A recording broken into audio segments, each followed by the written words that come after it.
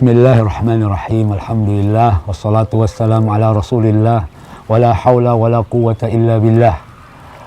Makna surat Al-Fatihah. Surat Al-Fatihah tentunya penting untuk dibahas dan untuk dipahami karena Al-Fatihah adalah Ummul Kitab, induknya Alkitab, dan dia juga adalah Sab'ul Masani, 7 ayat yang diulang-ulang oleh setiap muslim sehari semalam 17 kali paling tidak yang di salat wajib. Al-Fatihah juga adalah as-shalah, disebutkan oleh para ulama karena dia adalah rukun dari salat, mesti dibaca dan mesti dipahami. Kalau tidak ada kepahaman tentang salat, boleh jadi salat kita seperti orang-orang yang mabuk, yang dilarang oleh Allah Subhanahu wa taala dalam Quran. Ya ayyuhalladzina amanu la taqrabus salata wa antum suqara. Hai orang beriman, jangan mendekati sholat dalam keadaan mabuk. Hatta ta'lamu ma taqulun. Sampai kamu paham apa yang kamu baca. Jadi memahami bacaan-bacaan sholat dan terutama Al-Fatihah yang merupakan rukun dari sholat adalah sesuatu yang perlu kita bahas sekarang ini insyaallah. Dan yang pertama, a'udzubillahi minasyaitonirrajim. Bismillahirrahmanirrahim. Dengan nama Allah yang Maha Pengasih lagi Maha Penyayang. Ayat ini disepakati oleh para ulama merupakan bagian dari Al-Fatihah.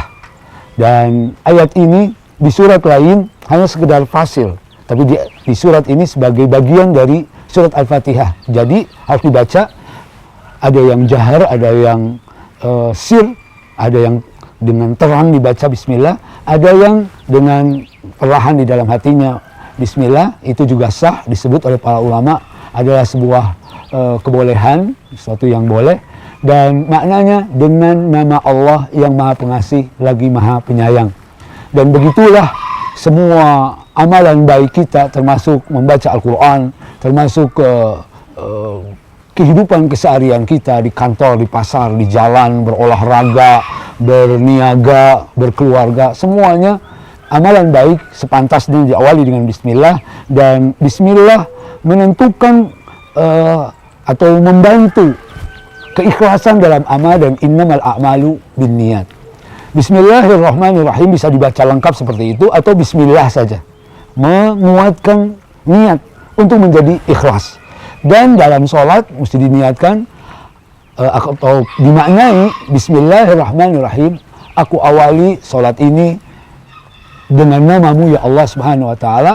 Dan Allah dijadikan niatan motivasi dalam sholat kita karena kita yakin Allah itu Ar-Rahman Ar-Rahim. Ar-Rahman disebut oleh para ulama berbeda maknanya dengan Ar-Rahim. Ar-Rahman adalah kasih dan cinta Allah Subhanahu wa ta'ala yang umum, melingkupi atau mengenai atau dirasakan oleh seluruh makhluk. Bahkan hewan dan anjing sekalipun mendapatkan rahman Allah Subhanahu wa ta'ala berupa cahaya matahari, berupa udara yang segar, berupa air, berupa gravitasi bumi. Itu adalah rahman Allah Subhanahu wa ta'ala. Adapun rahim disebut oleh para ulama adalah cinta Allah yang khusus diberikan kepada Allah, oleh Allah kepada orang-orang yang mensyukuri nikmat Allah yang diberikan. Lalu, kalau bersyukur, dia mendapatkan Ar-Rahim, cinta Allah yang khusus dari Allah Subhanahu wa ta'ala. Dan syukur ini dijanjikan ada penambahan cinta dari Allah. La in syakartum la azidannakum wa la in kafartum inna azabi lasyadid. Yang kedua, surat Al-Fatihah di ayat keduanya adalah Alhamdulillahirabbil alamin. Alhamdulillahirabbil alamin artinya segala puji, segala sifat terpuji, segala sifat baik, segala sifat agung, segala sifat sempurna dimiliki oleh Allah Subhanahu wa ta'ala. Dan Allah Rabbul Alamin. Jadi segala sifat terpuji hanya bagi Allah, logikanya karena dia Rabbul Alamin. Alhamdulillah, yakni pernyataan dan keyakinan kita bahwa segala sifat terpuji, segala sifat yang baik kita yakini milik Allah dan hanya Allah yang memilikinya. Dan mesti sambil kita mengatakan selain Allah adalah makhluk Allah, dan selain Allah tidak punya daya dan kekuatan kecuali dari Allah, dan selain Allah tidak memiliki sifat terpuji seperti Allah, tidak ada kesempurnaan. Dan memang nyatanya Allahu Ahad dalam keterpujian, Allah Esa dalam kesempurnaan, Selain Allah tidak punya daya dan kekuatan kecuali dari Allah Subhanahu wa taala. Alhamdulillah menjadi logis karena dia Allah pencipta, pemilik, pengatur, pengendali alam raya, Rabbul Alamin. Dan alam yang dimaksud bukan hanya Jawa atau Indonesia. Alam adalah bumi dan atmosfernya dan langitnya dengan 7 tingkat. Seluruh alam dikuasai, diciptakan oleh Allah, maka pantas Allah kita yakini memiliki segala sifat sempurna atau bahwa alhamdulillahi rabbil alamin. Ayat yang ketiga dari surat Al-Fatihah adalah Ar-Rahmanir Rahim.